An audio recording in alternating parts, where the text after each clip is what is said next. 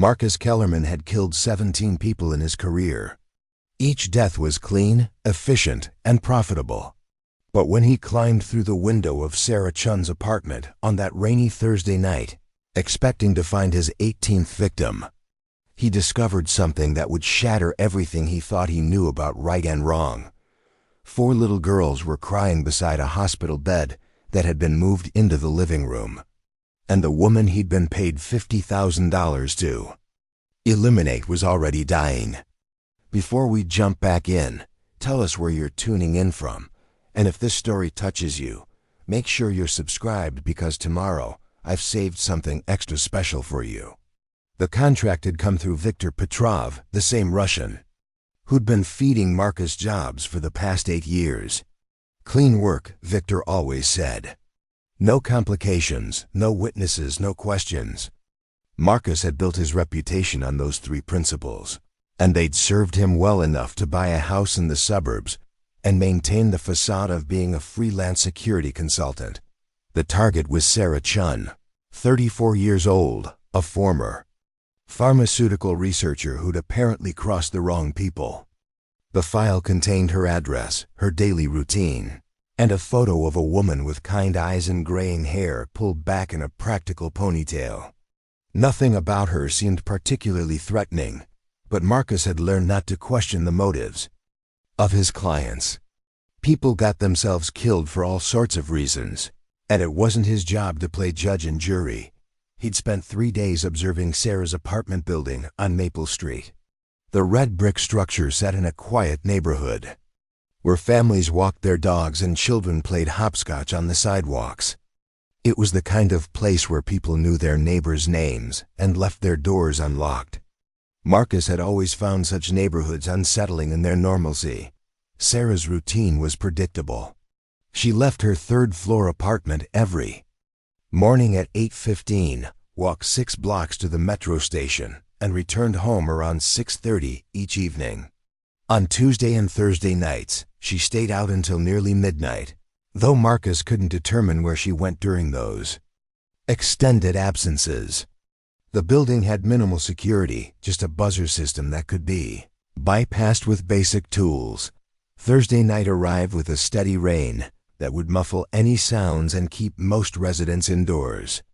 Marcus dressed in dark clothing and gathered his equipment: lockpicks, a suppressed pistol, latex gloves, and plastic sheeting. He'd performed this ritual countless times, and the familiar weight of preparation always calmed his nerves. The apartment building's rear fire escape was partially concealed by overgrown ivy. Marcus climbed to the 3rd floor, his rubber-soled boots silent on the wet metal steps. Sarah's apartment was the corner unit, its windows facing the alley where no one would see him enter. He'd noticed earlier that she kept the living room window cracked open, probably for ventilation. The lock on the window was old and poorly maintained. Marcus had it open in less than 2 minutes, pushing the glass panel up just enough to slip. Inside, he expected to find Sarah asleep in her bedroom, or perhaps watching television in the living room. Instead, he found something that made him question whether he'd entered the wrong apartment. The living room had been transformed into a makeshift medical facility. A hospital bed dominated the center of the space, surrounded by 4 stands, monitors, and equipment Marcus didn't recognize. The air smelled of antiseptic and something else, something sweet and cloying that made his stomach turn. And there, in the bed, was Sarah Chen. But she wasn't alone. 4 girls sat in chairs arranged around the bed, their ages ranging from perhaps 6 to 12 years old. They were all crying, soft, heartbroken sobs that seemed to echo in the dimly lit room. The youngest held a stuffed elephant, its purple fabric darkened with tears. The oldest gripped the bed's side rail with white knuckles, her face a mask of grief that seemed far too mature for someone her age. Marcus froze in the shadows by the window, his mind racing to process what he was seeing. The girls clearly weren't Sarah's daughters, at least not all of them. They looked different from each other and from Sarah, their ethnicities and features suggesting they came from various backgrounds. Yet they sat vigil around her bed with the devotion of family members. Sarah herself was clearly dying. Her skin had the waxy pallor of someone in the final stages of a terminal illness, and her breathing was labored and irregular. She was awake, but barely conscious, her eyes closed as she murmured something too quiet for Marcus to hear. One of the girls, a redhead who appeared to be about 10, leaned close to catch her words. "I know, Sarah," the girl whispered. "We know you tried everything. We know you never stopped fighting for us." The scene was so far removed from Marcus's expectations that he remained motionless, uncertain how to proceed.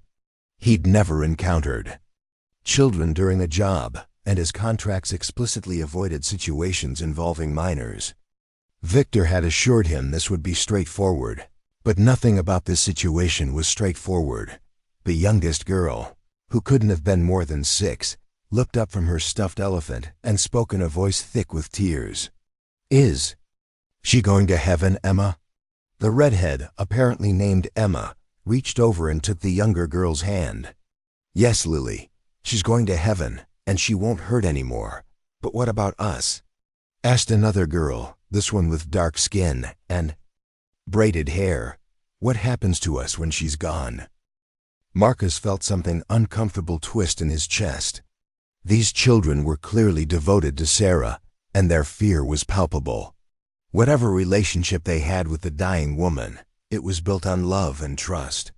The youngest girl, Lily, began crying harder, and Emma moved from her chair to sit on the edge of the bed, careful not to disturb the 4 lines. "Sarah promised us," Emma said, her voice carrying the weight of someone trying to be brave. "She promised that even if something happened to her, we'd still be okay. She wrote letters for each of us, remember? And she set up that trust fund."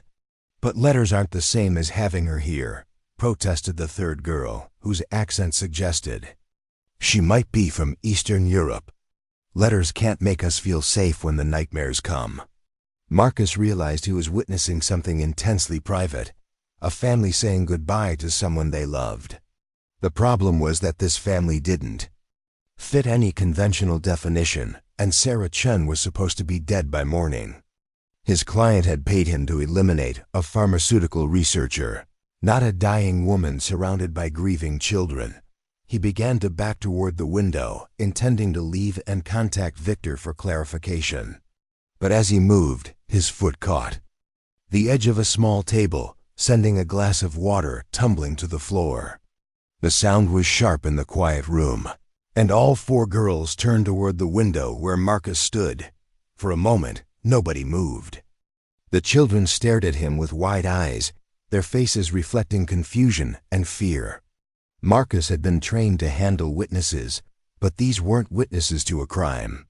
They were children mourning someone they loved, and the sight of a stranger dressed in black and carrying a gun would traumatize them in ways that would last forever. "Who are you?" Emma asked, her voice steady despite the obvious fear in her eyes. "What are you doing here?" Marcus found himself unable to speak. He'd killed 17 people, but he'd never had to explain himself to a child. He'd never had to look into the eyes of someone innocent and try to justify what he did for a living. The weight of his gun seemed enormous, and he was suddenly aware of how he must appear to these girls, a dark figure who'd invaded their private moment of grief. "Are you here to hurt Sarah?" the youngest girl asked, clutching her elephant tighter. "Please don't hurt her. She's already hurting so much." The directness of the question hit Marcus like a physical blow. Yes, he was there to hurt Sarah. He was there to kill her. But looking at her in the hospital bed, barely conscious and clearly dying, the idea seemed not just wrong but absurd. How do you kill someone who's already dying? How do you threaten someone who's already lost everything? "I'm not going to hurt anyone," Marcus heard himself say, and was surprised to realize he meant it. "I'm sorry, I didn't know." "Know what?" Emma asked, still positioned protectively near Sarah's bed. Marcus gestured helplessly at the scene around him. "I didn't know about all this, about her being sick. About you girls." Sarah's eyes fluttered open at the sound of his voice. and she turned her head slightly toward him. Her gaze was unfocused, but she seemed to be trying to make sense of his presence. When she spoke, her voice was barely a whisper. "Are you from the hospital?" she asked. "Are you here about the girls?" The question revealed so much about Sarah's priorities that Marcus felt something crack inside his chest. Even in her final hours, her primary concern was for the children around her. She wasn't worried about herself or her own comfort, but about what would happen to 4 little girls who clearly depended on her. "No," Marcus said quietly. "I'm not from the hospital." Sarah's eyes cleared slightly, and she seemed to focus on him properly for the first time. There was intelligence in her gaze, and something else that Marcus couldn't quite identify. It might have been understanding, or resignation, or simply the peace that comes with accepting death. "Then who are you?" she asked. Marcus looked around. The room, at the 4 girls, at the medical equipment, at the evidence of a life devoted to caring for others. He thought about the $50,000 in his bank account, about Victor's clean contracts and no complications. He thought about the 17 people he'd killed, and how none of them had been surrounded by children who loved them. "I'm someone who made a mistake," he said finally. "I'm someone who shouldn't be here." But as he spoke those words, Marcus realized they weren't entirely true. Maybe he shouldn't be here as an assassin, but perhaps he was meant to be here for some other reason. Perhaps he was meant to witness this scene, to understand what he'd been hired to destroy. The rain continued to fall outside the window, and the 4 girls continued their vigil around Sarah's bed. And Marcus Kellerman, who had killed 17 people without a moment's hesitation, found himself unable to leave. The silence stretched between them like a taut wire. Marcus remained frozen by the window while Sarah's breathing became increasingly labored. The oldest girl, Emma, finally broke the standoff by standing up and positioning herself between Marcus and the bed.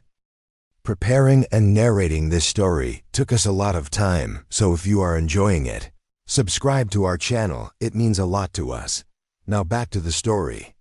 "If you're not going to hurt her, then why are you here?" she demanded, her voice carrying an authority that seemed impossible for someone her age. "And why do you have a gun?" Marcus glanced down at his weapon, which he'd forgotten he was still holding. The sight of it in this room, surrounded by these children, made him feel sick. He slowly holstered it, raising his hands to show he meant no harm. "I need to make a phone call," he said, pulling out his cell phone. "I need to understand what's happening here." "You can't call anyone," the girl with the Eastern European accent said urgently. "If people find out we're here alone with Sarah, they'll separate us. They'll put us back in the system." The words hit Marcus like a revelation. These weren't Sarah's biological children, but they weren't random kids either. They were children from the foster care system, and Sarah had somehow become their guardian or caretaker. The pieces began falling into place, creating a picture that made his assassination contract even more disturbing. "How long have you been with Sarah?" Marcus asked, genuinely curious now. 3 years, Emma replied. "She saved us from places where nobody wanted us, where people hurt us." Lily, the youngest, looked up from her stuffed elephant. "Sarah said we were her special girls. She said we were a real family, even if we don't look the same." The girl with braided hair, who appeared to be around 8, nodded emphatically. "She taught us that family isn't about blood. It's about choosing to love someone every day, even when it's hard." Marcus felt something shift inside him, a recognition of truth he'd never encountered before. He'd spent his entire adult life believing that connections were weaknesses, that caring about people made you vulnerable. But watching these children care for Sarah, seeing their fierce loyalty and love, he began to understand that maybe he'd been wrong about everything. Sarah's eyes opened again, and this time her gaze was clearer. She looked directly at Marcus, and he saw recognition there. She knew exactly who he was and why he'd come. "You're early," she said quietly. I thought I had until morning." The casual way she accepted her fate stunned Marcus. There was no pleading, no begging for her life. Sarah Chun faced death with the same calm dignity she'd apparently brought to everything else in her life. "How did you know?" Marcus asked. "I've been expecting someone like you for months," Sarah replied. "Ever since I found out what Meridian Pharmaceuticals was really doing. I knew they wouldn't let me live with that knowledge." Emma turned sharply toward Sarah. "What are you talking about? What knowledge?" Sarah reached out and took Emma's hand. "Remember when I told you I used to work for a company that made medicines? Well, I discovered they were doing something very bad. Something that could hurt a lot of people." "What kind of bad thing?" the youngest girl asked. Marcus found himself leaning forward, genuinely interested in the answer. He'd never cared about his target's backgrounds before, but something about Sarah's story was compelling him to understand. "They were testing experimental drugs on children," Sarah said, her voice heavy with pain. "Children who had no families, no one to protect them. Children just like you." The revelation hit the room like a physical blow. Marcus felt his blood run cold as the implications sank in. Meridian Pharmaceuticals wasn't just conducting illegal human trials, they were specifically targeting vulnerable children who wouldn't be missed. "That's why you left your job," Emma said, pieces clicking together in her mind. "That's why you started fostering kids. You were trying to protect us." "I was trying to make amends," Sarah corrected.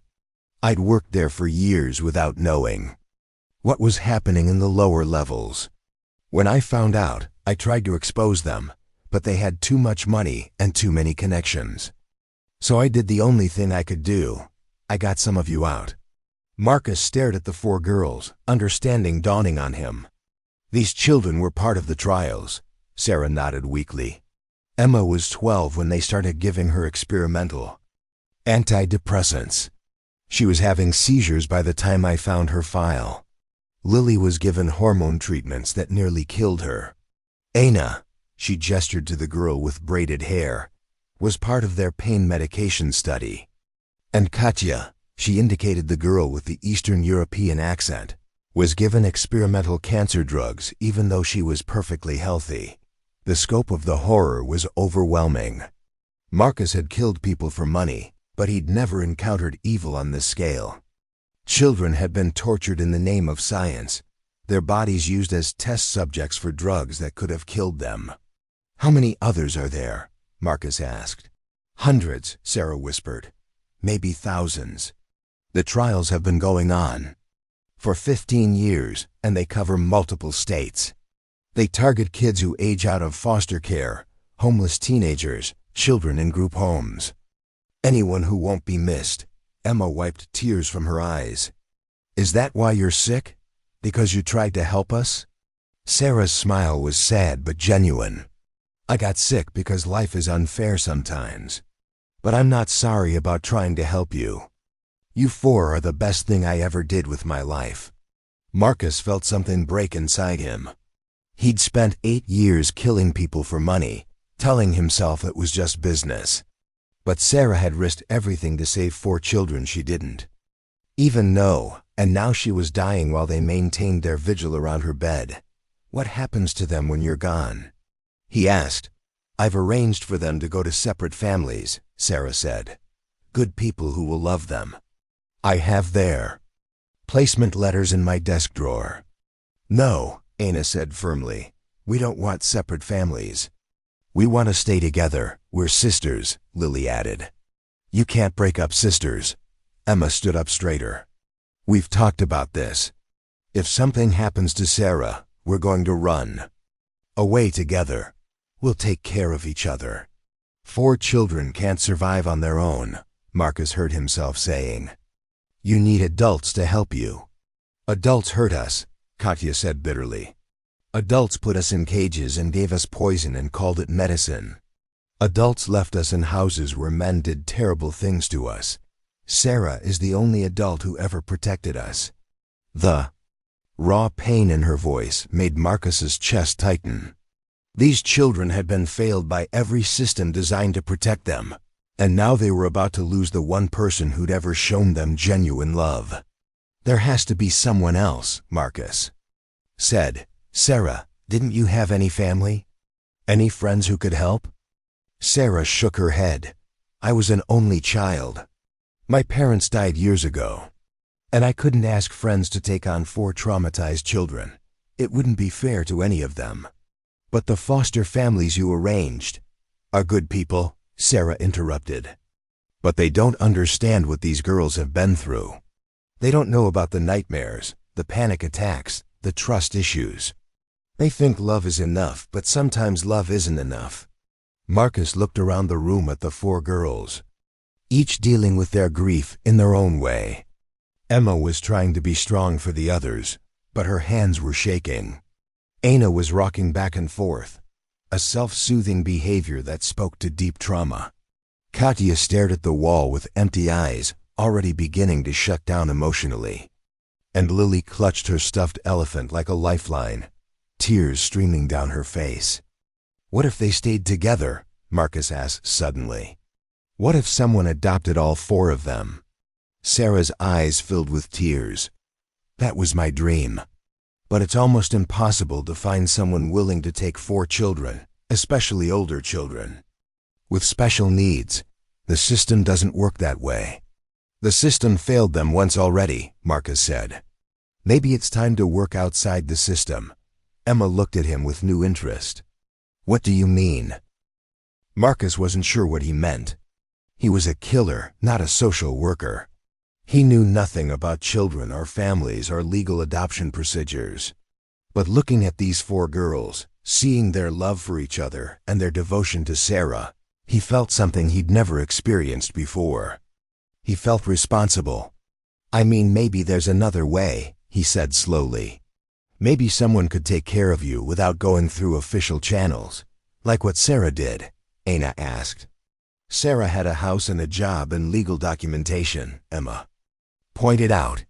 "She could pass background checks and home inspections. You're a stranger with a gun." The practical reality of Emma's words hit Marcus hard. He was right, of course. He was a professional killer who lived under a false identity. He had no legal way to take custody of 4 children, and even if he did, what kind of life could he offer them? But as he looked at Sarah, seeing the hope that had flickered in her eyes at his suggestion, Marcus realized that maybe legality wasn't the most important consideration. Maybe these children needed someone who understood that sometimes the rules didn't protect the people who needed protection most. "Sarah," he said quietly, "tell me about Meridian Pharmaceuticals. Tell me everything." Over the next hour, as Sarah's strength gradually faded, she told Marcus about her discovery of the illegal trials. She'd been a senior researcher working on legitimate drug development when she'd accidentally accessed files from a restricted project. The scope of the child experimentation was staggering, involving multiple facilities and hundreds of victims. "I copied everything I could," Sarah said. "Financial records, medical files, video footage. I tried to take it to the FDA, but someone at Meridian had connections there. I tried the media, but they buried the story. I even tried the police, but the company had lawyers who made it all disappear. Where is the evidence now?" Marcus asked. "Hidden," Sarah replied. "Safe deposit box, encrypted drives, printed copies in multiple locations. I made sure it would survive even if something happened to me." Emma leaned forward. "Could someone else use that evidence? Could someone else expose what they did?" Sarah's eyes met Marcus's. "Someone would have to be very careful. Meridian has unlimited resources and no morals. They've already killed people to protect their secrets. That's why they sent me," Marcus realized. "They want you dead before you can do any more damage. And after I'm gone, they'll feel safe." Sarah said, "They'll think their secrets died with me." Marcus felt a cold rage building inside him. He'd killed 17 people, but he'd never killed someone who was fighting to protect children. He'd never eliminated someone whose only crime was trying to expose evil. "What if you were wrong?" he asked. "What if your secrets didn't die with you?" Sarah's eyes sharpened. "What are you thinking?" "I'm thinking that maybe the person they sent to kill you is the last person they'd expect to continue your work." Emma stared at him. "You want to go after them? You want to expose what they did?" "I want to make sure they can't hurt anymore." "Children," Marcus said, surprised by the conviction in his own voice. "And I want to make sure you four have a future." Sarah reached out and grasped his hand with surprising strength. "You don't understand what you're saying. These people will destroy you. They'll hunt you down and kill you." "People have been trying to kill me for years," Marcus replied. "The difference is, now I'd be fighting for something that matters." As he spoke those words, Marcus realized that something fundamental had changed inside him. For the first time in his adult life, he wasn't thinking about money or survival or self-preservation. He was thinking about 4 children who deserved better than the world had given them, and about a dying woman who'd sacrificed everything to protect them. The contract killer was gone. In his place was someone Marcus didn't recognize, someone who was willing to risk everything for people he'd just met. Someone who was beginning to understand what Sarah had meant when she'd said family wasn't about blood, but about choosing to love someone every day, even when it was hard. Outside, the rain continued to fall, washing the city clean, but inside the apartment, something new was being born from the ashes of what Marcus had been. And Sarah Chun, who had spent her final months fighting for justice, closed her eyes and smiled. Sarah's breathing became more labored as the night wore on. Marcus had moved one of the chairs closer to the bed, no longer hiding in the shadows. The 4 girls had accepted his presence with the adaptability of children who'd learned to navigate unpredictable situations, though Emma still watched him with cautious eyes. "The safe deposit box is at First National Bank on Oak Street," Sarah whispered, her voice barely audible. "Box 247. The key is taped under the bottom drawer of my desk. The password for the encrypted files is 4 little stars." Marcus memorized the information, understanding the weight of what she was entrusting to him. "What about the other copies?" "Storage Unit 15B at Metro Self-Storage on Highway 9. Key is in my jewelry box, wrapped in tissue paper. There's also a copy hidden in the basement of St. Mary's Church on Elm Street. Father Rodriguez knows about it. He's been helping me document everything." Emma looked up sharply. "Father Rodriguez?" "The priest who visits the children's home." "He's the one who helped me get you out," Sarah confirmed. "He's been working with me for 2 years, trying to expose what Meridian was doing. He has contacts in the Vatican who've been pressuring the company through back channels." "Why haven't I heard of him before?" Marcus asked. "Because he's been very careful," Sarah replied. "If Meridian knew about his involvement, they'd have him killed too. He's protected by the church, but only to a point."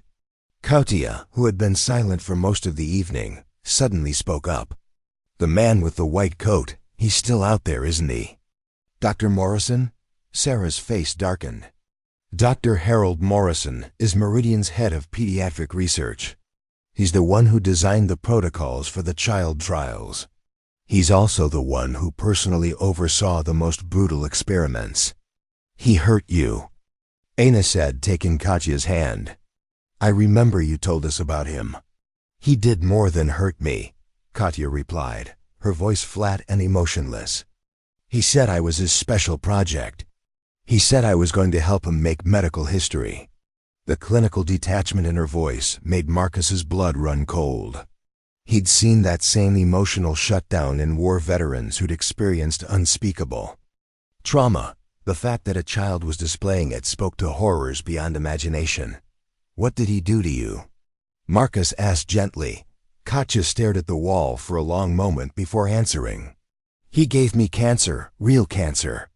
Then he gave me different drugs to see which ones would work best. He said I was lucky because I got to help save other children's lives." "He gave you cancer on purpose?" Marcus couldn't hide his shock. "He injected me with cancer cells when I was 9. Katya confirmed. Then he documented how the tumors grew and how different treatments affected them. I was in his lab for 8 months before Sarah found me. Emma wrapped her arms around Katya. That's why you still have to take medicine. That's why you get sick sometimes. The cancer is gone now, Katya said. But the treatments damaged my organs. Sarah says I'll probably need medical care for the rest of my life. Marcus felt a rage unlike anything he'd ever experienced. He'd killed people for money, but he'd never encountered someone who deserved death more than Dr. Harold Morrison. The man had tortured children in the name of science, and he was still out there, probably conducting more experiments. Where is Morrison now? Marcus asked. Still at Meridian, Sarah replied. Still running the pediatric research division. Still hurting children. How many kids are in his program right now? We estimate about 40 across 3 different facilities. But the number changes constantly. Some die, some are transferred, some just disappear. Lily looked up from her stuffed elephant. Could we save them? Could we get them out like Sarah got us out? It's not that simple, Sarah said softly. The facilities are heavily guarded. The children are kept isolated from each other and from the outside world. Most of them don't even know their real names anymore. What do you mean? Marcus asked. Meridian assigns them identification numbers, Emma explained. They're not allowed to use their birth names. They're taught that their old lives were just dreams, that the lab is their real home. Psychological conditioning, Marcus realized. They're breaking down the children's sense of identity so they won't resist or try to escape. Exactly, Sarah confirmed. By the time most of them realize what's happening, they're too psychologically damaged to function outside the facility. Marcus stood up and walked to the window, looking out at the rainy street below. Somewhere in this city, 40 children were being held prisoner and tortured.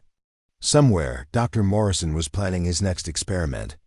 And somewhere, the executives at Meridian Pharmaceuticals were sleeping peacefully in their beds, confident that their secrets were safe. I need to make a phone call, Marcus said. To who? Emma asked suspiciously. To the man who hired me to kill Sarah. The room fell silent. The 4 girls stared at him with wide eyes, and Sarah struggled to sit up higher in her bed. What are you going to tell him? Sarah asked. I'm going to tell him the job is done, Marcus replied. And then I'm going to find out everything I can about who's really behind this contract. He stepped into the hallway and dialed Victor's number. The Russian answered on the second ring, his voice thick with sleep. Marcus, it's 3 a.m. Tell me you're calling with good news. The target is eliminated, Marcus said, keeping his voice steady. Clean job, no complications. Excellent. Transfer should be in your account by morning. Was there anything unusual about the situation? Nothing I couldn't handle. But I'm curious about something. This was different from our usual contracts. The client paid premium rates for what should have been a simple job. Victor was quiet for a moment. Sometimes clients pay extra for discretion. This particular contract came with very specific instructions about timing and method. What kind of instructions? The target was to be eliminated before sunrise today. The client emphasized that timing was critical. They also specified that the scene should look like a home invasion gone wrong. Marcus felt pieces clicking together. Who was the client? You know, I don't usually share that information. Victor, we've worked together for 8 years. I've never asked questions before. But this job feels different. I need to know who I'm working for. Another pause. The contract came through a law firm. Bradshaw, Morrison, and Associates. They represent corporate clients who need sensitive matters handled discreetly. Morrison. The name hit Marcus like a physical blow. Dr. Harold Morrison wasn't just Meridian's head of pediatric research. He was also a partner in the law firm that had contracted Marcus to kill Sarah. Marcus, are you still there? I'm here, just tired. It's been a long night. Get some rest. And Marcus? The client was very specific that there should be no follow-up contact. This matter is considered permanently closed. The line went dead. Marcus stood in the hallway, his mind racing. Morrison had personally ordered Sarah's death, probably to ensure that his experiments could continue without interference. The timing requirement made sense now, too. Sarah was already dying, but Morrison couldn't risk her living long enough to share any final revelations. When Marcus returned to the living room, he found the 4 girls huddled around Sarah's bed. Her breathing had become even more labored, and her skin had taken on a grayish pallor. "She's getting worse," Emma said, tears streaming down her face. "I think she's dying." Marcus knelt beside the bed and took Sarah's hand. Her pulse was weak and irregular, and her skin was cold to the touch. She was indeed dying, probably for weeks. The cancer had spread throughout her body, and there was nothing anyone could do to stop it. "Sarah," he said softly, "can you hear me?" Her eyes fluttered open, and she turned her head slightly toward him. Did you make your call?" "Yes, I know who's behind this. Dr. Morrison ordered your death himself." Sarah's eyes sharpened despite her weakness. "He's afraid. Afraid of what I might say in my final hours." "He should be," Marcus replied, "because I'm going to make sure your story gets told. The evidence. You have to get the evidence to the right people. Not the FDA, not the local police. They've been compromised. Who then?" "FBI agent Rebecca Torres. She's been investigating Meridian for months, but she doesn't have enough evidence to move forward. She's clean, never been bought.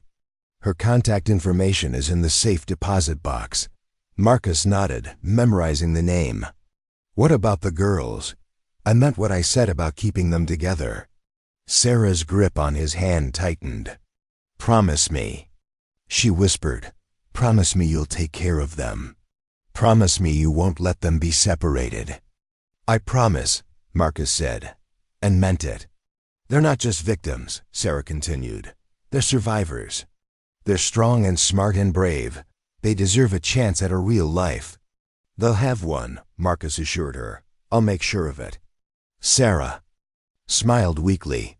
"I never thought an angel would come in the form of an assassin." "I'm not an angel," Marcus replied. "I'm just someone who's tired of working for the devil." Over the next hour, Sarah shared more details about Meridian's operations. She told Marcus about the network of corrupt officials who protected the company, about the financial trail that led back to offshore accounts, about the coded communications between Dr. Morrison and his research teams. "The children in the facilities," she said, "they're not just test subjects. They're also witnesses. If they could be safely extracted and their testimonies recorded, it would be enough to bring down the entire organization." "How would I even begin to plan something like that?" Marcus asked. "Father Rodriguez," Sarah replied. "He's been working on extraction protocols for months. He has people, resources, safe houses. But he needs someone with your particular skills to make it work." Emma looked up from where she'd been holding Lily, who had fallen asleep in her chair. "You're really going to do this? You're really going to try to save those kids?" "I'm going to do whatever it takes," Marcus said. "You're Sarah. Risked everything to save you 4. The least I can do is finish what she started." As dawn approached, Sarah's breathing became increasingly shallow. The 4 girls took turns holding her hand and whispering words of love and gratitude. Marcus found himself moved by their devotion, by their strength in the face of losing someone who meant everything to them. "Tell me about your dreams," Sarah whispered to each of them. "Tell me what you want to do when you grow up." Emma wanted to be a doctor, to help other children who'd been hurt.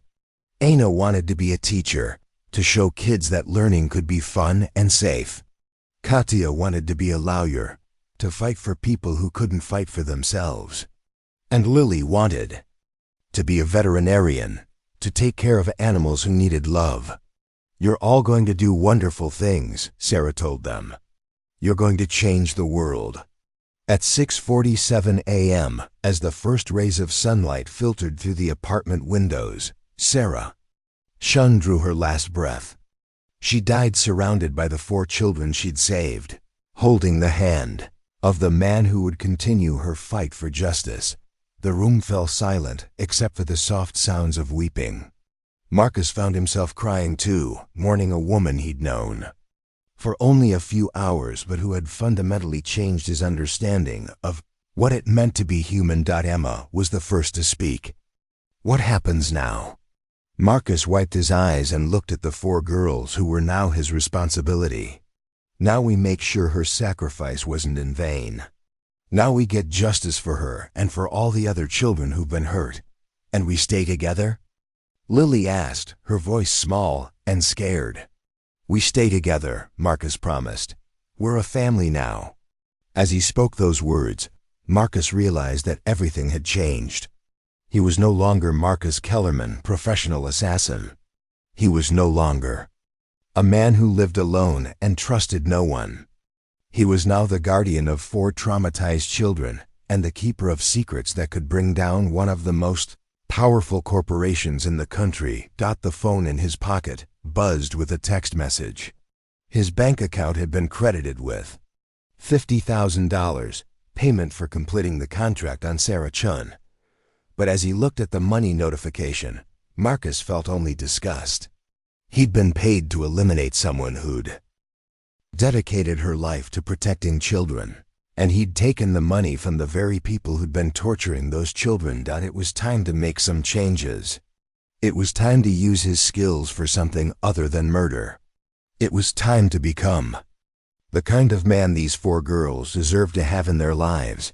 The war against Meridian Pharmaceuticals was about to begin, and Marcus had just chosen his side. The coroner arrived at 9:30 a.m., a thin man in his 50s who seemed genuinely moved by the sight of 4 children grieving around a hospital bed. Marcus had called 911 40 minutes after Sarah's death, giving himself time to think through the next steps and to help the girls prepare for what was coming. Natural causes, Dr. James Fletcher confirmed after his examination. Advanced pancreatic cancer with metastasis to multiple organs. She should have been in the hospital weeks ago.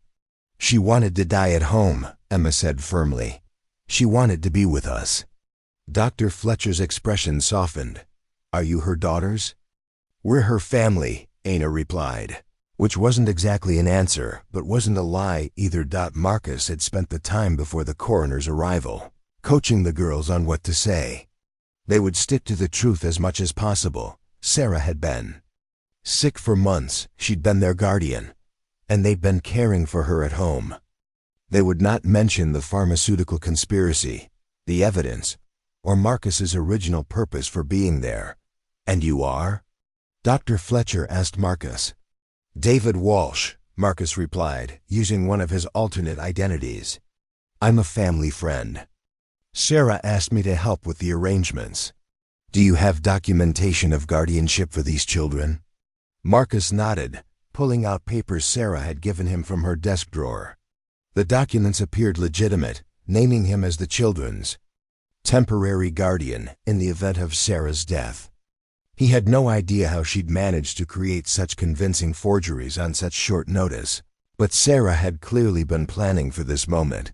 After Dr. Fletcher completed his paperwork and left with Sarah's body, Marcus found himself alone with 4 grieving children in an apartment that no longer felt like home. The medical equipment that had dominated the living room for months now seemed pointless and intrusive. The silence was deafening. "What do we do now?" Lily asked, clutching her stuffed elephant. "First we pack," Marcus said. "We can't stay here. Too many people knew Sarah was sick, and eventually someone will come asking questions we don't want to answer." "Where will we go?" Katya asked. "I have a safe house about an hour outside the city. It's isolated, secure, and no one knows about it except me." Emma looked skeptical. "How do we know we can trust you? How do we know you won't hurt us or abandon us?" It was a fair question, and Marcus respected her for asking it.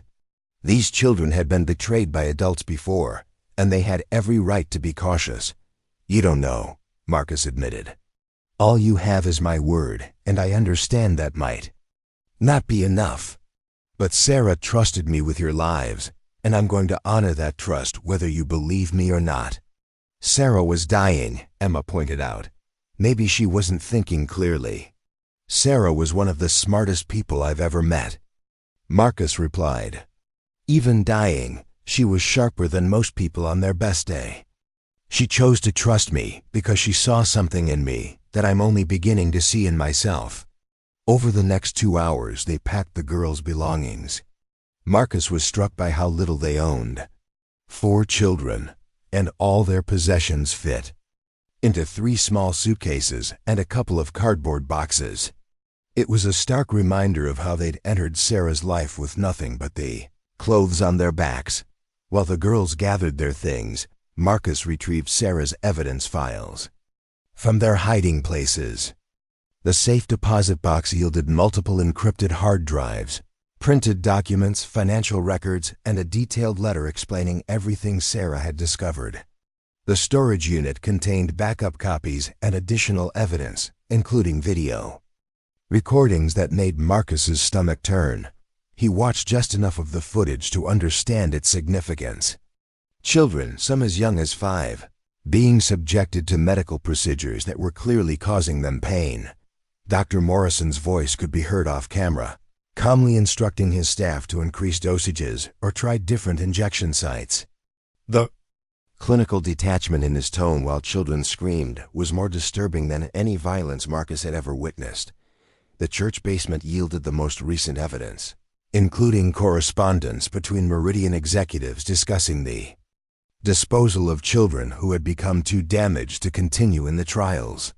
Father Rodriguez had been thorough in his documentation, cross-referencing dates and locations with missing person reports from across the region.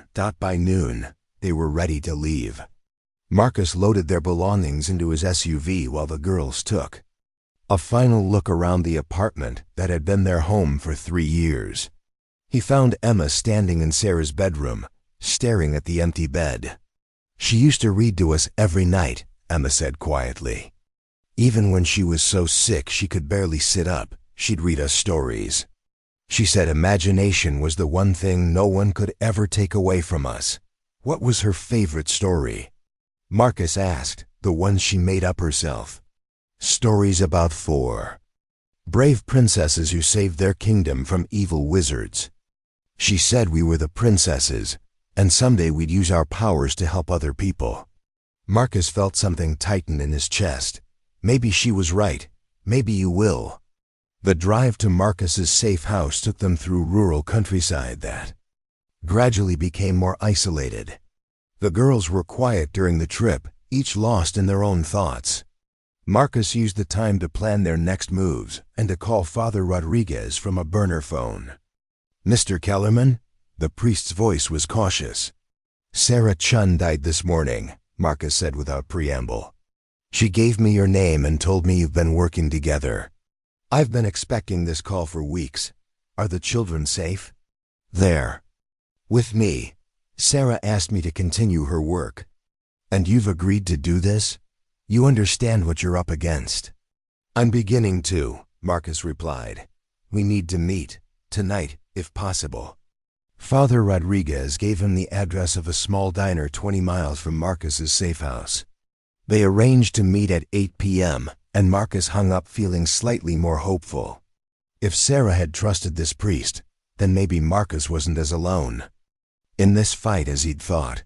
The safe house was a modest 2-story cabin set on 10 acres of wooded land. Marcus had purchased it 2 years earlier as a retreat and fallback position, but he'd never imagined bringing 4 children here. The isolation that made it perfect for his needs might be frightening for kids who'd already experienced too much isolation in their young lives. "It's not very big," Lily observed as they carried their bags inside. "It's not meant to be," Marcus replied. "But it's safe, and that's what matters right now." The girls explored their new temporary home with the careful curiosity of children. who'd learned not to get too attached to places. Marcus watched them examine the bedrooms, the kitchen, the living room with its stone fireplace and comfortable furniture. He tried to see the space through their eyes, wondering if it felt like a prison or a sanctuary. "There's no hospital bed," Ana noted. "No," Marcus agreed. "And hopefully there won't need to be."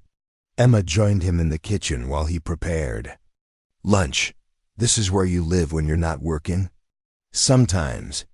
I also have an apartment in the city." "What kind of work do you do?" "Really?" Marcus considered his answer carefully. These children had already experienced enough adult deception for several lifetimes. "I used to do very bad things for money," he said finally. "I hurt people because other people paid me to hurt them.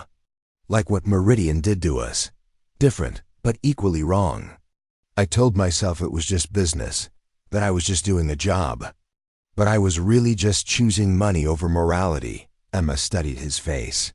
"And now I want to do something that matters. I want to make sure that what happened to you never happens to anyone else. Even if it's dangerous, especially because it's dangerous. The most important things usually are." That afternoon, Marcus began teaching the girls basic security protocols.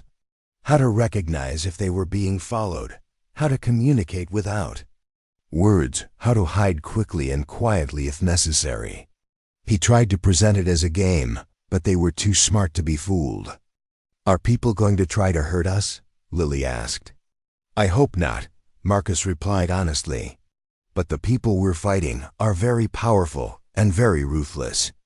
They've already killed Sarah to protect their secrets. They won't hesitate to hurt anyone else who threatens them." "Good thing we're not planning to threaten them," Katya said with a grim smile. "We're planning to destroy them." The casual way she spoke about destruction reminded Marcus that these weren't ordinary children. They'd survived horrors that would break most adults, and they'd emerged with a steely determination that was both inspiring and heartbreaking. At 7:30, Marcus left the girls at the cabin with strict instructions to stay inside and not answer the door for anyone.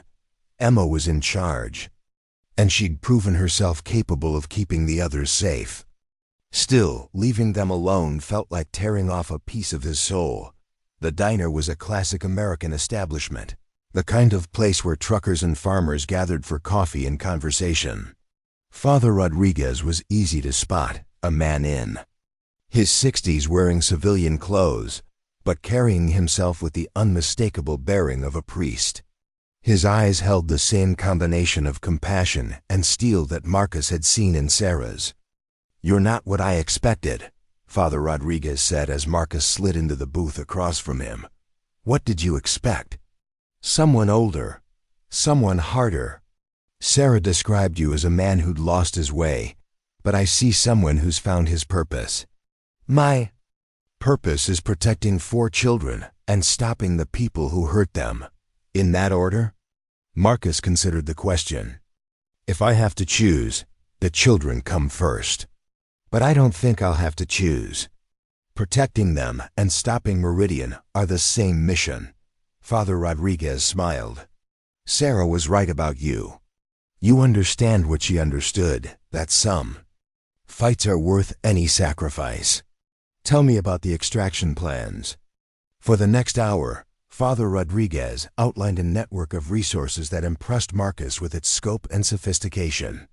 The priest had contacts in law enforcement, social services, healthcare, and even corporate security. More importantly, he had safe houses, transportation resources, and communication systems that operated outside normal channels.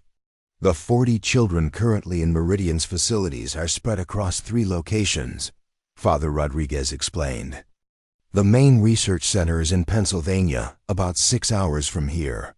There's a secondary facility in Ohio and a smaller operation in West Virginia.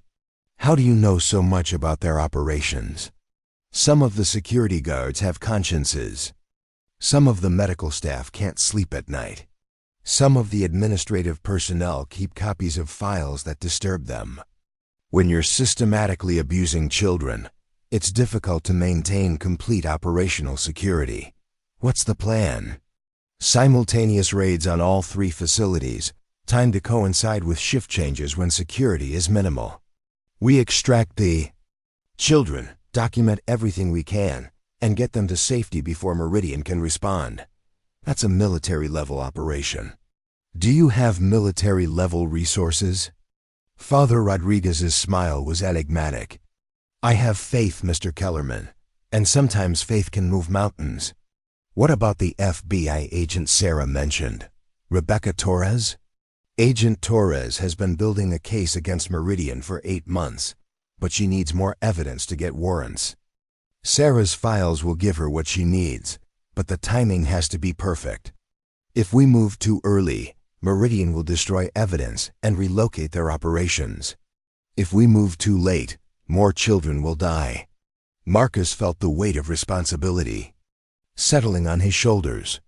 40 children were counting on decisions he would make in the next few days. 4 children were already depending on him for their survival and future. And somewhere in boardrooms and laboratories, evil people were planning to continue their work. When do we move? Marcus asked. 1 week from tonight, Father Rodriguez replied. That gives us time to finalize preparations and position our people.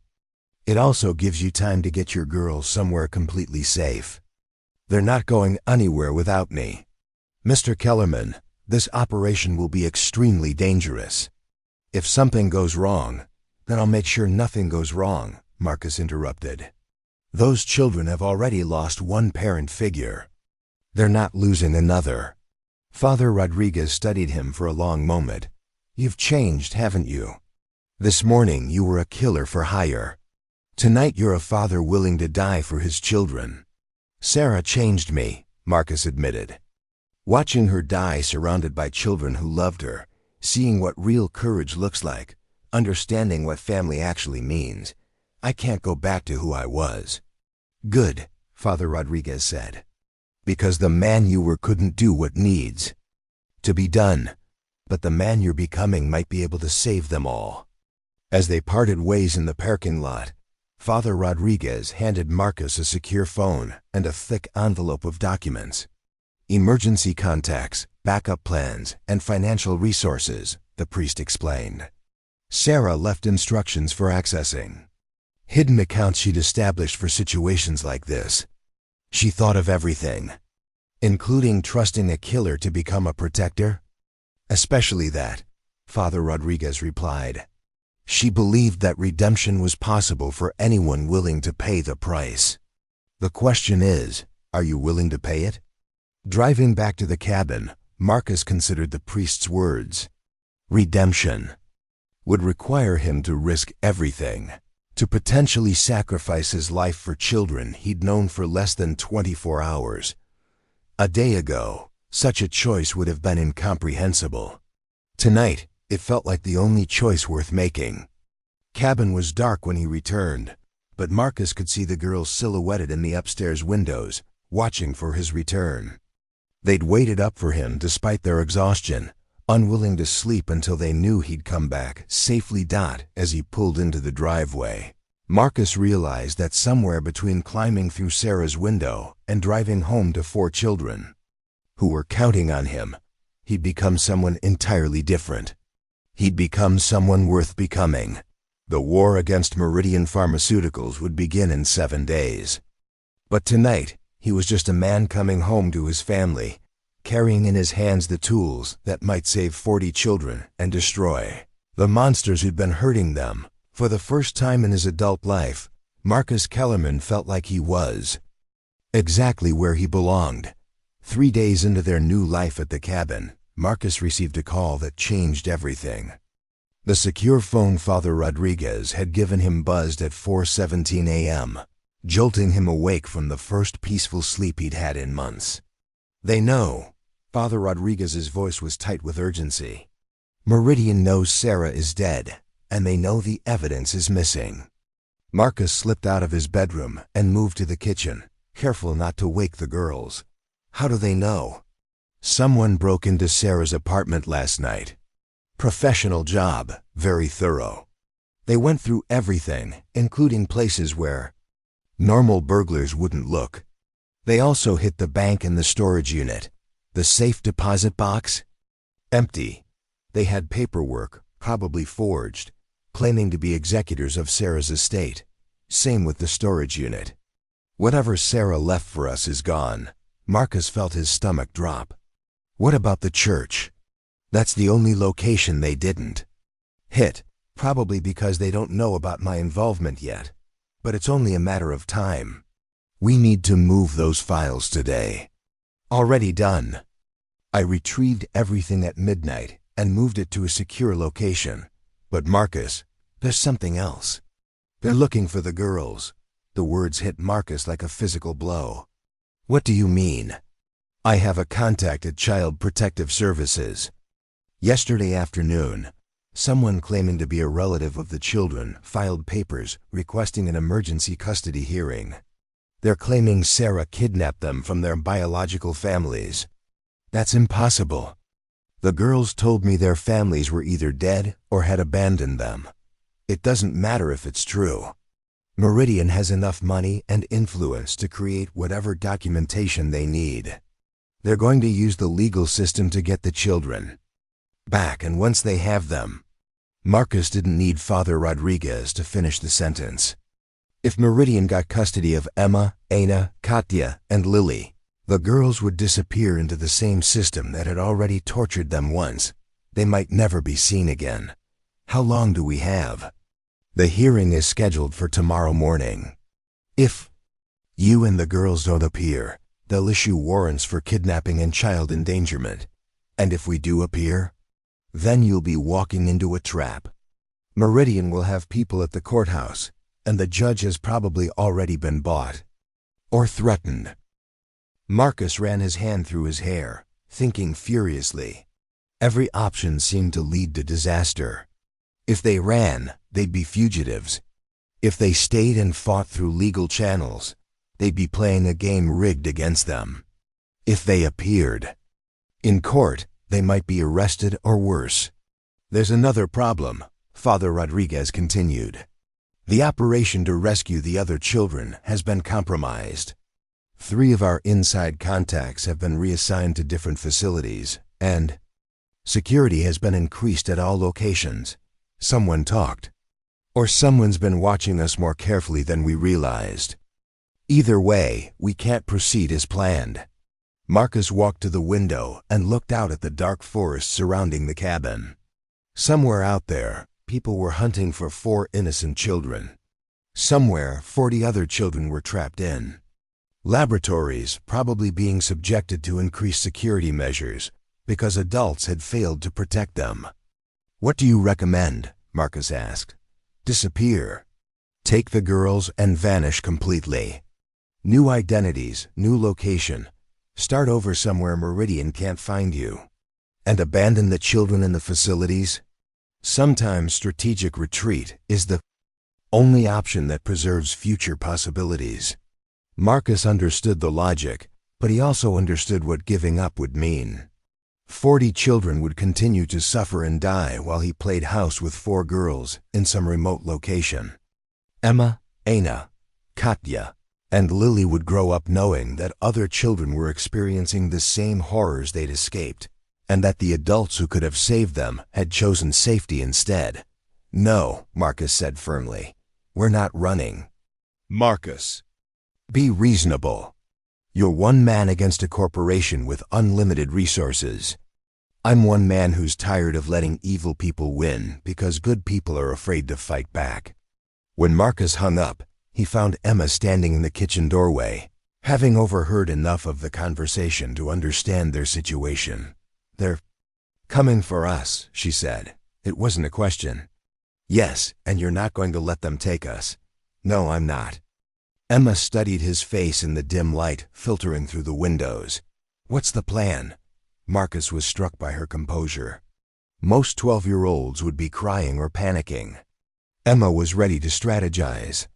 We're going to court tomorrow, Marcus sighed. But not the way they expect. That sounds dangerous.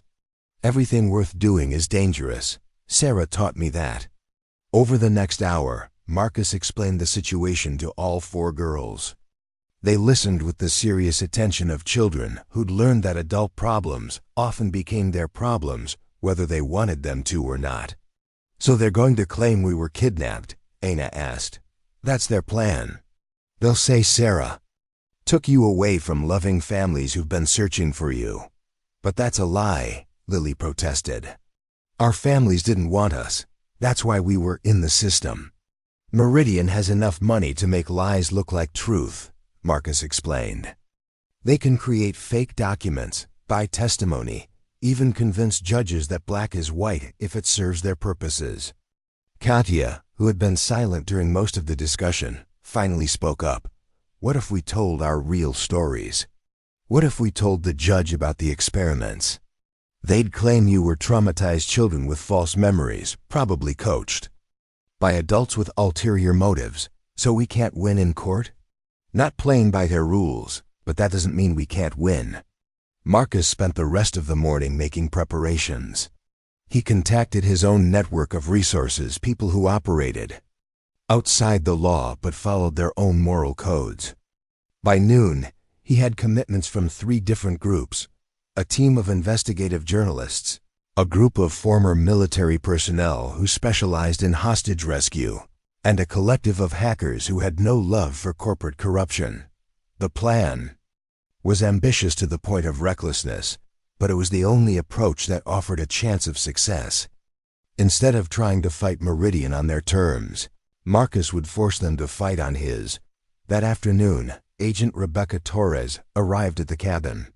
She was younger than Marcus had expected, probably in her early 30s, with the sharp eyes and confident bearing of someone accustomed to authority. She'd driven 4 hours after Father Rodriguez contacted her with Sarah's evidence files. "This is enough to bring down the entire company," Torres said after reviewing the documents. "Financial records, medical files, video evidence, testimony from victims. It's a prosecutor's dream." "But," Marcus asked, sensing hesitation, "but gathering evidence and making arrests are 2 different things. Meridian has lawyers who specialize in making problems disappear. They'll claim the evidence was obtained illegally, that the victims are unreliable witnesses, that the whole thing is a conspiracy by disgruntled former employees. What would it take to make the charges stick? Live testimony from multiple victims, corroborating evidence from inside the facilities, and arrests that happen simultaneously so they can't destroy evidence or relocate operations." Emma looked up from where she'd been listening. "What about us? We're victims. We could testify." "You could," Torres agreed. "But Meridian's lawyers would argue that you're biased because of your relationship with Sarah, that your memories might be unreliable due to trauma, that you're being manipulated by adults with their own agendas. So our word isn't good enough?" "Your word is incredibly powerful," Torres assured her. "But in court, power isn't always the same thing as proof." Marcus felt frustration building inside him. "So what you're saying is that even with all this evidence, Meridian might walk away?" "What I'm saying is that we need to be smarter than they are. We need to catch them in the act, with witnesses they can't discredit and evidence they can't suppress." The rescue operation, Marcus realized. If we can document what's happening in those facilities while we're extracting the children, ... Exactly. Live video, real-time documentation, testimony from guards and medical staff who are present during the raid. Evidence gathered during an active rescue operation would be much harder to suppress. But the operation has been compromised. Torres smiled grimly. The original operation has been compromised. But Meridian doesn't know about FBI involvement. They think they're dealing with a priest and a grieving guardian. They have no idea that federal agents have been watching them for months. "You're proposing to use us as bait," Emma said, understanding the situation with uncomfortable clarity. "I'm proposing to use their overconfidence against them," Torres corrected. "They think they've neutralized the threat by eliminating Sarah and seizing her evidence. They think tomorrow's custody hearing will give them control of the 4 witnesses who could hurt them most. They're not expecting a coordinated federal response.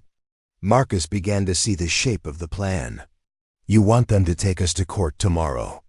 You want them to think they're winning, while federal agents simultaneously raid their facilities. By the time they realize what's happening, it will be too late to destroy evidence or harm the children in their custody. And if something goes wrong, if they decide to eliminate us instead of trying to control us legally, then I'll have 4 federal agents posing as court officers, 6 more positioned around the courthouse, and a SWAT team on standby 3 blocks away. Emma stood up and began pacing, a habit Marcus had noticed she exhibited when thinking through complex problems. This could work, she said finally, but only if we can make them believe they're still in control. What do you mean? Torres asked. We have to act scared. We have to make them think we're helpless children who don't understand what's happening. If they suspect we're part of a larger plan, they'll be more careful. Aina nodded. We've been acting. For most of our lives anyway. Pretending to be grateful when people hurt us. Pretending to be stupid so they'd underestimate us. Pretending to be broken so they'd leave us alone. You shouldn't have had to do that, Marcus said, feeling anger on their behalf. Maybe not, Katya replied. But those skills might save other children tomorrow. That evening, as they finalized their preparations for the custody hearing, Marcus found himself marveling at the courage of the 4 girls who'd become his family. They were volunteering to walk into a situation where they might be kidnapped, hurt, or killed, all for the chance to save children they'd never met. Are you scared? He asked Emma as they reviewed the plan one final time. Terrified, she admitted. But Sarah was scared too, and she didn't let that stop her. She used to tell us that courage isn't about not being afraid. It's about doing the right thing even when you're afraid. She was right. She usually was. Emma smiled sadly. I miss her. So do I, Marcus replied, surprised by how much he meant it. But I think she'd be proud of what we're doing tomorrow. Do you think we'll see her again? After we die, I mean. The question caught Marcus off guard. He'd never been religious, never believed in anything beyond the physical world. But sitting in this cabin with 4 children who were willing to risk everything for others, he found himself hoping that Sarah was somewhere, watching over them. I don't know, he said honestly. But if there is something after death, then yes, I think we'll see her again. And I think she'll be very proud of all of us. As the girls went to bed, Marcus sat in the living room cleaning his weapons and reviewing the tactical plans Agent Torres had left with him. Tomorrow would be the most important day of his life, the day that would determine whether 44 children lived or died, whether justice prevailed or evil continued to thrive. He thought about Sarah, dying in that hospital bed surrounded by children who loved her.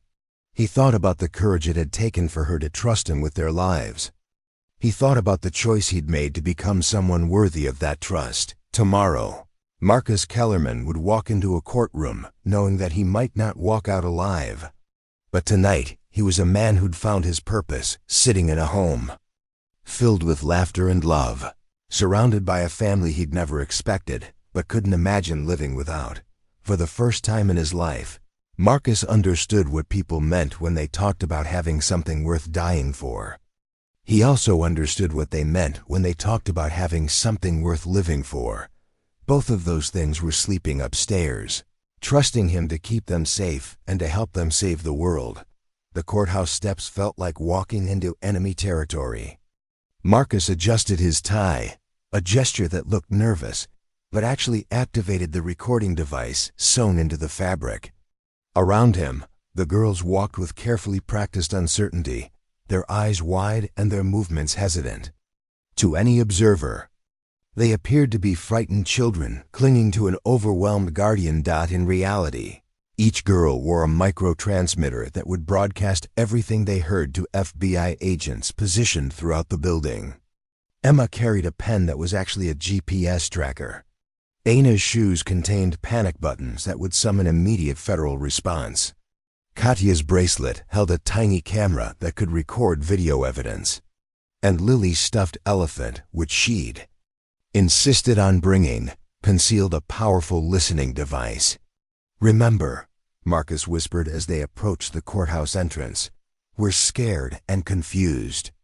We don't understand what's happening, and we trust the adults to make decisions for us. That's going to be the hardest part," Emma murmured back. "Acting helpless when we're actually in control." The courthouse lobby was busier than Marcus had expected. Besides the usual mix of lawyers, clerks, and citizens, he spotted at least 6 people who moved with the predatory stillness of professional security. They were dressed as civilians, but their positioning and alertness marked them as Meridian operatives. "Mr. Walsh?" A woman in an expensive suit approached them. "I'm Margaret Hastings, representing the biological families of these children. We're so grateful you've brought them to court today." Marcus recognized the performance immediately. Hastings was playing the role of concerned advocate, but her eyes held the cold calculation of someone who viewed the girls as assets to be acquired, rather than children to be protected. "These aren't our real families," Lily said quietly, staying in character but voicing an important truth. "Sweetheart," Hastings replied with practiced sympathy, "sometimes trauma can make us forget things, or remember them differently. Your families have been searching for you for years. They never stopped loving you." Katya stepped closer to Marcus, her movement appearing fearful but actually positioning her bracelet camera to record Hastings clearly. "If they loved us, why did they let us go into the system? Sometimes adults make difficult decisions for complicated reasons," Hastings said smoothly. "But what matters is that everyone wants to reunite you with the people who care about you most." Marcus felt sick listening to the lies, but he maintained his role as confused guardian. "I just want what's best for the girls. Sarah asked me to take care of them, but if they have families—" "Miss Chen was clearly a wonderful woman," Hastings interrupted, "but she wasn't thinking clearly in her final months. Cancer can affect cognitive function. The important thing is correcting the situation now." As they were led toward the courtroom, Marcus caught sight of Agent Torres near the information desk, dressed as a legal aid worker. She gave an almost imperceptible nod, confirming that federal teams were in position at all 3 Meridian facilities. The simultaneous raids would begin the moment court proceedings started. The courtroom itself was smaller than Marcus had expected, with only 2 rows of spectators seating behind the lawyers' tables. Judge Patricia Morrison presided from an elevated bench, her nameplate making Marcus's blood run cold. Morrison, the same last name as Dr. Harold Morrison, the man who'd personally ordered Sarah's death. "Are they related?" Emma whispered, having noticed the same thing. "Probably," Marcus replied quietly. "It explains how they got this hearing scheduled so quickly." The prosecution table was occupied by Margaret Hastings and 2 male lawyers Marcus didn't recognize. Behind them sat 4 adults who were presumably playing the roles of grieving biological relatives. Marcus studied their faces, looking for any sign of genuine emotion. What he saw instead was the same cold professionalism he'd observed in Hastings. "Your Honor," Hastings began once the court was called to session, "we're here today because 4 children were unlawfully removed from their families 3 years ago by Sarah Chun, a woman who has since died. These children have been living in an unregulated situation with a man who has no legal standing to care for them." Judge Morrison nodded sympathetically. "And the biological families are prepared to resume custody immediately?" "Absolutely, Your Honor. They've been working with social services to prepare appropriate homes and support systems for the children's return." Marcus's court-appointed attorney, a young public defender named James Crawford, stood to respond. Torres had arranged for Crawford to be assigned to the case, and the man was fully briefed on the real situation. "Your Honor," Crawford said, "my client is concerned about the authenticity of these custody claims. Sarah Chun was a licensed foster parent who went through proper channels to obtain custody of these children. We request time to verify the biological relationships and investigate the circumstances of the original separations. Objection, Hastings interrupted. These families have been traumatized enough by 3 years of separation. Further delays would be cruel and unnecessary. Judge Morrison's response confirmed Marcus's suspicions about her loyalties. I agree. The paramount concern here is reuniting children with their families. Mr. Walsh, do you have any evidence that these are not the children's biological relatives? I have concerns about their motivations, Marcus replied carefully. The girls have told me disturbing stories about their past experiences in care facilities. Children who've experienced trauma often develop elaborate fantasies, one of the supposed biological fathers said, speaking for the first time. It's a coping mechanism. With proper therapeutic intervention, they can learn to distinguish between reality and imagination. The clinical language and practice delivery made Marcus's skin crawl. This man was obviously reading from a script designed to explain away any testimony the girls might give about their experiences. Your Honor, Emma said suddenly, standing up from the gallery. May I speak? Judge Morrison looked surprised. This is highly irregular. Children don't typically testify in custody proceedings. But these are our lives, Emma continued. Shouldn't we have a say in what happens to us? Marcus felt a moment of panic. This wasn't part of the plan.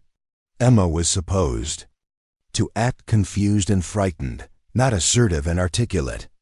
But looking at her face, he realized she'd spotted something the adults had missed. Very well, Judge Morrison said reluctantly. You may approach the witness stand. As Emma walked to the front of the courtroom, Marcus noticed the shift in body language among Meridian's people. They'd expected helpless children, not a 12-year-old with the confidence to demand her voice be heard. State your name for the record, the court clerk instructed. Emma Louise Richardson, Emma replied clearly. I'm 12 years old, and I've been living with Sarah Chun for 3 years. And how do you feel about the possibility of returning to your biological family? Crawford asked. Emma looked directly at the man claiming to be her father. I'd like to ask him some questions first. That's not how this works, Hastings objected. Actually, Judge Morrison said, I'll allow it. Children should feel comfortable with custody arrangements. Marcus realized what Emma was doing. She was using the court's own procedures against them, forcing the fake relatives to maintain their deception under oath and on the record. What's my middle name? Emma asked the supposed father. Louise, he replied confidently. When's my birthday? March 5th, 10th, 2011. What's my favorite color? Pink, Emma smiled coldly. My middle name is Catherine, not Louise. My birthday is September 3rd, 2010, and my favorite color is green because it reminds me of the forest where Sarah used to take us hiking. The courtroom fell silent. The man claiming to be Emma's father had failed a basic test that any real parent would have passed easily. Furthermore, Emma continued, this man's name is Robert Carver, and he works for Meridian Pharmaceuticals as a corporate security officer. I know because I've seen him before. He was one of the guards at the facility where they kept me when I was being used for drug experiments. The revelation hit the courtroom like a bomb. Hastings jumped to her feet, shouting objections, while Judge Morrison banged her gavel furiously. But Emma wasn't finished. Your Honor, with respect, you're also compromised. Your last name is Morrison, same as Dr. Harold Morrison, who runs the Pediatric Research Division at Meridian. The same Dr. Morrison who personally oversaw my torture and the torture of my sisters. That's enough. Judge Morrison shouted. Bailiff, remove this child from my courtroom. But as the bailiff moved toward Emma, Aina, Katya, and Lily stood up. In the gallery, their fearful expressions replaced by determination. We're not going anywhere, Aina announced. And we're not going back to those people. This is preposterous. Hastings declared. "These children have clearly been coached to make these ridiculous accusations, have we?" Katya asked, pulling out a manila folder Marcus hadn't seen before. "Because I have documentation of everything that was done to us. Medical records, financial transactions, communications between Dr. Morrison and his research teams." Marcus stared at her in amazement. "Where did you get that?" "Sarah taught us to always have a backup plan," Katya replied. "She hid copies of everything in places only we knew about. Places a child would think to look but an adult wouldn't." The courtroom erupted in chaos. Judge Morrison was demanding order while Hastings and her team huddled in urgent conference. The fake biological relatives were edging toward the exits, clearly preparing to abandon their cover stories out at that moment. Agent Torres burst through the courtroom doors, flanked by 4 federal agents. "FBI," she announced. "Nobody leaves this courtroom." "Judge Morrison, you're under arrest for conspiracy to commit kidnapping and child endangerment. You have no authority here." Morrison protested. "Actually, I do." Torres held up a federal warrant. "This courthouse is now under federal jurisdiction as part of an ongoing investigation into organized crimes against children." The next few minutes were a blur of activity. Federal agents moved through the courtroom, arresting Hastings, the fake relatives, and several of the supposed spectators who turned out to be Meridian operatives. Judge Morrison was read her rights while protesting her innocence. "The facilities?" Marcus asked Torres as handcuffs were applied to the conspirators. "All 3 raided simultaneously 20 minutes ago," Torres replied with satisfaction. 42 children recovered alive, massive evidence seizure, and 15 arrests including Dr. Harold Morrison himself. Emma walked back from the witness stand, her composure finally cracking as the adrenaline wore off. "Is it over? Are they safe?" "The children from the facilities are being taken to hospitals for medical evaluation," Torres assured her. "The people who hurt all of you are going to prison for a very long time." Lily ran to Marcus, clutching her stuffed elephant. "Can we go home now? Home?" Marcus asked, suddenly realizing they'd never discussed what would happen after the operation succeeded. "The cabin," Aina clarified. "With you, we want to stay with you." Marcus looked at Torres, who was smiling despite the chaos around them. "The federal government is very grateful for the assistance provided by you and the girls in this operation. I think we can arrange for any custody issues to be resolved in your favor, even though I'm not legally qualified to be a guardian. You just helped us shut down a criminal organization that was torturing children," Torres replied. "I think that qualifies you for anything you want to be." As they left the courthouse an hour later, Marcus found himself walking down the same steps he'd climbed that morning. But everything had changed.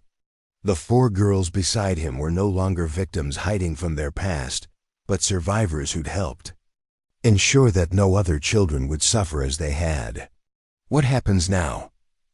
Emma asked as they reached Marcus's SUV. "Now we go home," Marcus replied. "And we figure out how to be a real family." "We already are a real family," Katya pointed out. "We chose each other.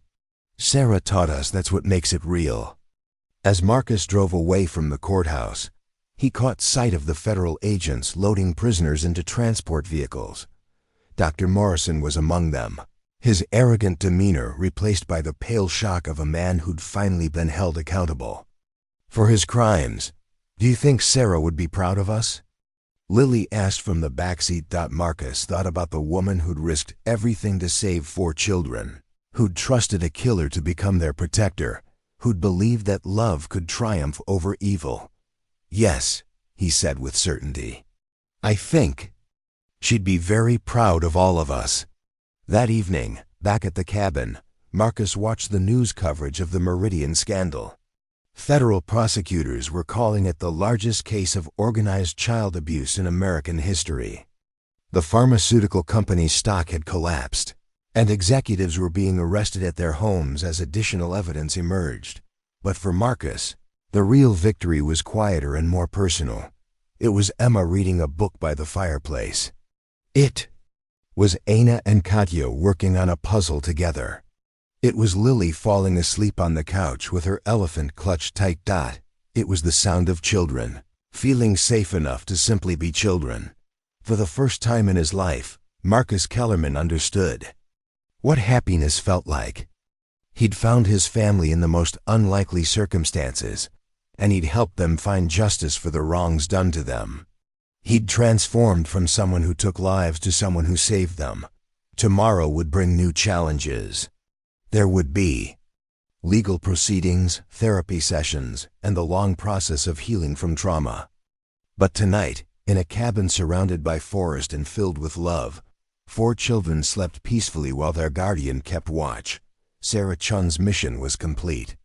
Her children were safe, her enemies were defeated, and the man she'd trusted, with everything, had proven worthy of that trust. In the end, love had conquered evil. Family had triumphed over greed, and 4 little stars had helped light the way to justice. 6 months later, Marcus stood in the kitchen of their new house, watching Emma help Lily with her homework at the dining room table. The cabin had served its purpose as a temporary refuge, but Agent Torres had helped them find something more permanent, a 4-bedroom house with a large backyard where children could play without fear. The legal proceedings had concluded 3 weeks earlier. Dr. Harold Morrison received a life sentence without parole, along with 14 other Meridian executives and researchers.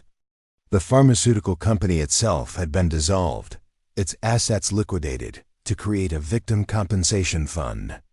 Judge Patricia Morrison was serving 15 years for conspiracy and corruption, but the real healing had happened in quieter moments. Anna had started sleeping through the night without nightmares. Katya had begun laughing again, her sharp wit emerging as her trust grew. Emma had enrolled in advanced classes and talked about becoming a civil rights lawyer. And Lily had simply become what she'd always deserved to be, a happy, curious child who felt safe in her own home. Marcus, Emma looked up from helping Lily with math problems. There's something we want to talk to you about. Anna and Katya emerged from the living room, suggesting this was a planned conversation. Marcus felt a familiar flutter of concern in his experience. Formal family meetings usually meant someone was unhappy. What's on your minds? We want to change our last names, Emma said, to Kellerman. We want to be your daughters officially, not just legally. The request caught Marcus completely off guard. He'd been officially granted custody 6 months earlier, but they'd kept their original surnames. He'd assumed they preferred maintaining that connection to their past. Are you sure? Your names are part of who you are. Our names are from people who hurt us or abandoned us, Katya replied.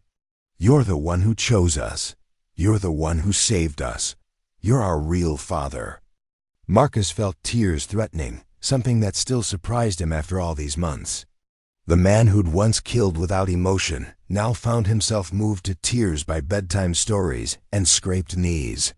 I'd be honored, he said simply. That evening, after the girls had gone to bed, Marcus sat on the back porch with a cup of coffee and Sarah's journal. Agent Torres had recovered it from Sarah's desk drawer, and reading it had become his way of staying connected to the woman who'd changed everything. Her final entry, written the day before she died, still took his breath away. I know I won't live to see how this story ends, but I'm not afraid anymore. I used to think my illness was a cruel joke, getting sick just when I'd found my purpose in protecting these 4 beautiful souls. But maybe it was always part of the plan. Maybe I was meant to bring the right people together at the right moment. If you're reading this, Marcus, it means I was right to trust you. These girls don't need someone perfect. They need someone who understands what it means to choose love over fear, family over solitude, justice over convenience. They need someone who's learned that redemption is always possible. Take care of them, love them, let them love you. And remember that the greatest revenge against evil is living well, loving deeply, and never giving up hope. Thank you for becoming The man I knew you could be. Marcus closed the journal and looked up at the stars. Somewhere among them, he liked to imagine Sarah was watching, pleased with how her story had ended. The 42 children rescued from Meridian's facilities were scattered across the country now, placed with families who understood their special needs. Father Rodriguez had established a network of support services to help them heal. Many were thriving. All were safe. Victor Petrov had been arrested trying to flee the country when his connection to Meridian became public.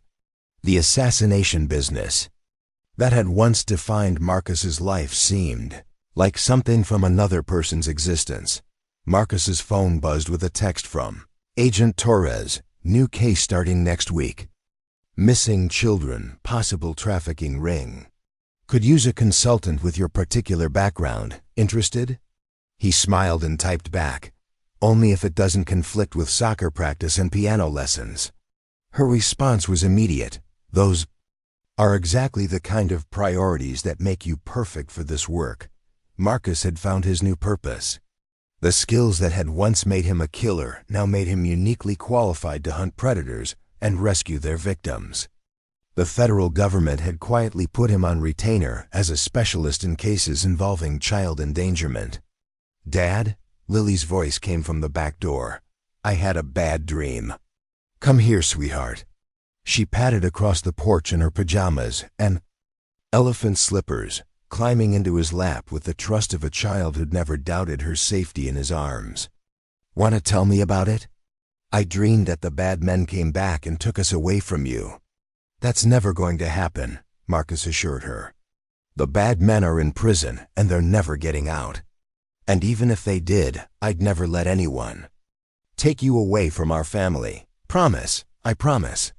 You're stuck with me forever, whether you like it or not." Lily giggled, the sound erasing any lingering shadows from her nightmare. "I like it." They sat together in comfortable silence, watching fireflies dance in the yard. This was the life Marcus had never imagined: peaceful evenings and bedtime. Stories, homework help and soccer games, the beautiful routine of loving and being loved. "Dad?" Lily said sleepily. "Do you think Sarah can see us from heaven?" "I think so." "What do you think she'd say if she could see us now?" Lily considered this seriously. "I think she'd say we did good. I think she'd say we're exactly the family she wanted us to be." "I think you're right." As Marcus carried his youngest daughter back to bed, he reflected on the journey that had brought them all to this moment.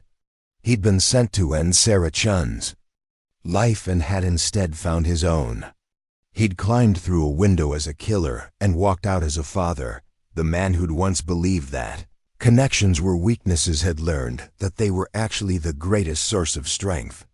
The assassin who'd worked alone had discovered the power of family. The person who'd sold death for money had found something infinitely more valuable in choosing life for love. Emma, Anna, Katya, and Lily Kellerman were living proof that healing was possible, that trauma didn't have to define a person's future, that love really could conquer evil.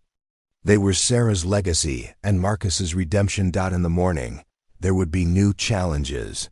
Criminal trials to testify in, children to help rescue, a family to continue building. But tonight, 4 children slept safely in their beds while their father kept watch, and that was more than enough.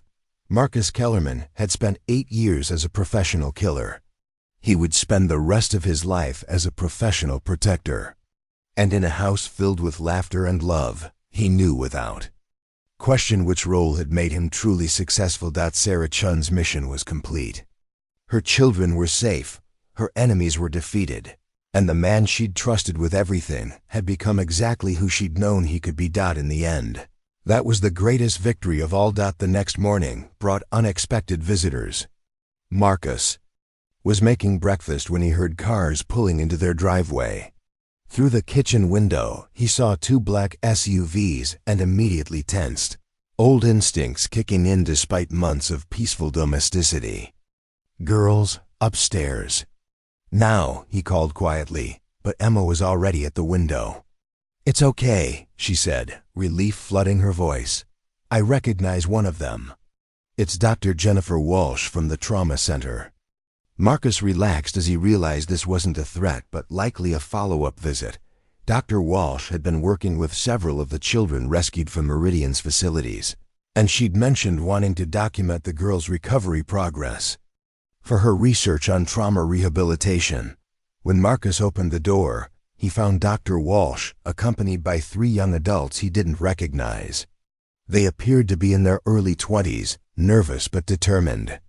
"Mr. Kellerman, I hope you don't mind the unannounced visit," Dr. Walsh said. "These 3 individuals specifically requested to meet your family. They're former Meridian victims who were rescued from earlier programs before Sarah began her investigation." The tallest of the 3, a young man with prematurely gray hair, stepped forward. "My name is David Chun. Sarah was my aunt." The revelation stunned Marcus into silence. Sarah had never mentioned having any living relatives, certainly. Not a nephew who'd also been victimized by Meridian. "She didn't know I was alive," David continued, reading Marcus's expression. "Meridian told my parents I died during treatment when I was 8 years old. They held a funeral with an empty casket. I only learned the truth after the company collapsed, and their records became public." Emma had appeared at Marcus's shoulder, drawn by the mention of Sarah's name. She talked about her nephew sometimes. She said losing him was what made her want to help other children. She spent 15 years thinking I was dead because of her work, David said, his voice thick with emotion.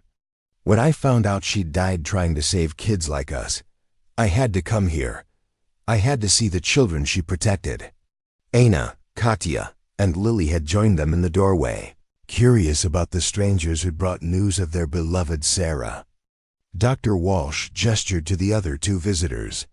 "This is Maria Santos and Kevin Wu.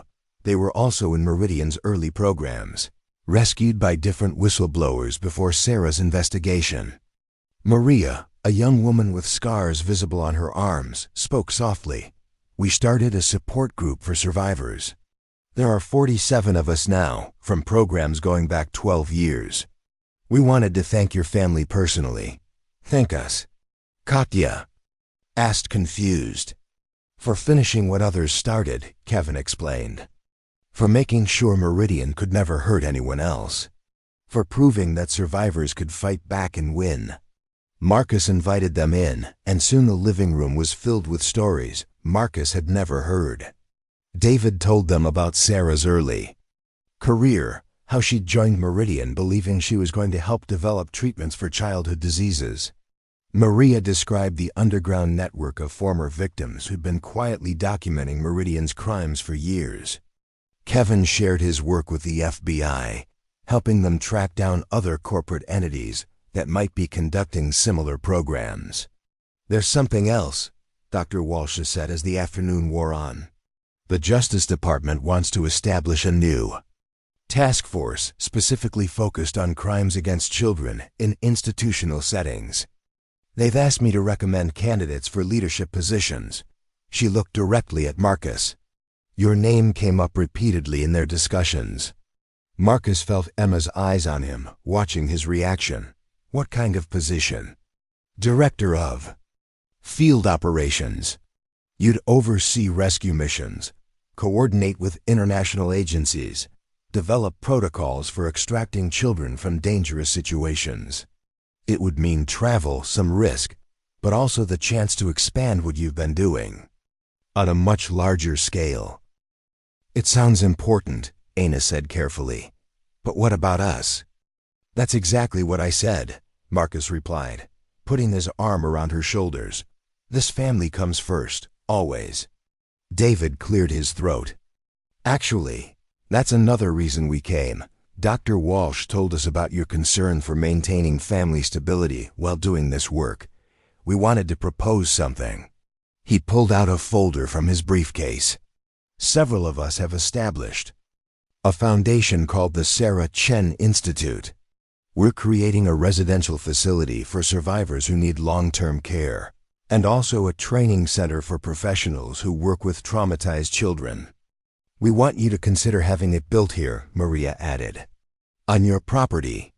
The girls could help design programs, share their experiences with other survivors, and you could work from a home base. Marcus looked around the room at the four faces that had become his world. What do you think? I think Sarah would love it, Lily said immediately. She always talked about building something bigger, something that could help more kids. Emma was quiet for a moment before speaking. Would we get to meet the other children? The ones from the facilities? If you wanted to, Dr. Walsh confirmed. Many of them are struggling with trust issues, with believing that adults can be safe. Hearing from other survivors, especially ones who found stability in love, could be incredibly healing. Some of them don't even remember their real names, Kevin added. Meridian's psychological conditioning was very thorough. But seeing your family, seeing how you've healed while staying connected to what happened to you, it gives them hope. Katya stood up and walked to the window, looking out at their large backyard. How big would this facility be? That would depend on what you're comfortable with, David replied. We were thinking maybe a dozen residential beds for the most severe cases, classrooms for educational programs, therapy spaces, and administrative offices. But it would all be designed to feel like home, not like an institution. No white walls, Aina said firmly. No sterile hallways, no locked doors unless absolutely necessary for safety. And gardens, Lily added. Lots of gardens where kids can play and grow things. Sarah always said growing things helped you remember that life was stronger than death. Over the next several hours, they discussed the possibilities. The foundation had significant funding from lawsuit settlements and government grants. They could break ground within 6 months if the family agreed. Marcus would have the resources to build something unprecedented, a healing center run by survivors for survivors. As evening approached and their visitors prepared to leave, David pulled Marcus aside. There's one more thing. Sarah left something for you, specifically. We found it in her safety deposit box when we were settling her estate. He handed Marcus a small wrapped package. Inside was a simple silver watch with an inscription, "To Marcus time is the most precious gift we can give each other. Use yours well." She bought it 6 months before she died, David explained. She told her lawyer that someday a man named Marcus would understand why he needed it. That night, after the girls had gone to bed excited about the possibility of the Sarah Chen Institute, Marcus sat on the porch wearing Sarah's watch. The metal was warm against his skin, and he could almost feel her approval radiating from it. His phone rang. Agent Torres, as if summoned by his thoughts about expanding their work. "How did the meeting go?" she asked. "You knew about it. I may have suggested to Dr. Walsh that now would be a good time for survivors to connect with each other. The Justice Department position is real, Marcus. They want you to lead a new kind of operation, and you think I should take it? I think you should take it only if it allows you to keep being the father those girls need. But if you can find a way to do both, you could change how we approach child protection worldwide."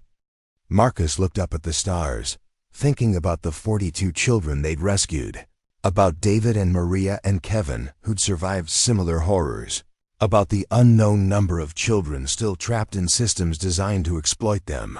"Tell them I'll take the position, with conditions. I work from here. My family comes first, always.